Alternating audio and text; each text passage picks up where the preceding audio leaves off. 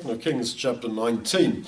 Hezekiah is surrounded by the Assyrians in Jerusalem, and obviously food's running out, and it really looks like he's got to surrender.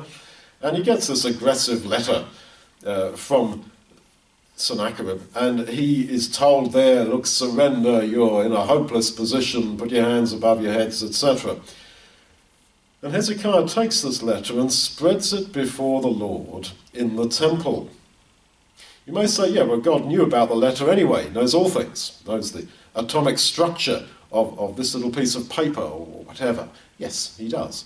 So why do this? Well, it is for our benefit. It is good for us to tell God and to show God what's going on in my life.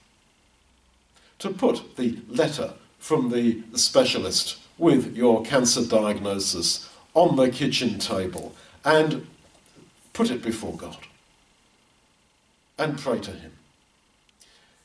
Of course God knows, but the idea is that we are being led towards total transparency before God.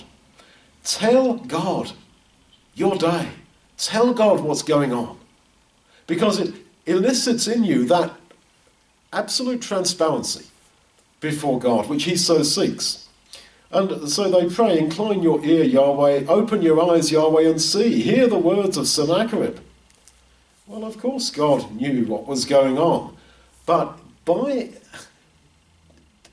by sharing with God, by expressing it to God, this happened, and that happened, and that happened today, and this is the problem. It is absolutely helpful to you to achieve that total transparency before God, which is his intention. And the disciples do the same when they are threatened by the Jewish leaders not to preach anymore. And they pretty well quote from what Hezekiah says here. They come to the Lord and say, look upon their threats. Well, of course God knew what they were threatening, but is it that God look at their threats, just like Hezekiah says. And this is why when you read the Psalms, so many of those Psalms are not David asking God for anything. It's David telling God how he feels. No, God knows how he feels. No, tell God. And this is a step towards that unity between God and man, between his spirit and your spirit, his mind and your mind, which is what it is to be a Christian.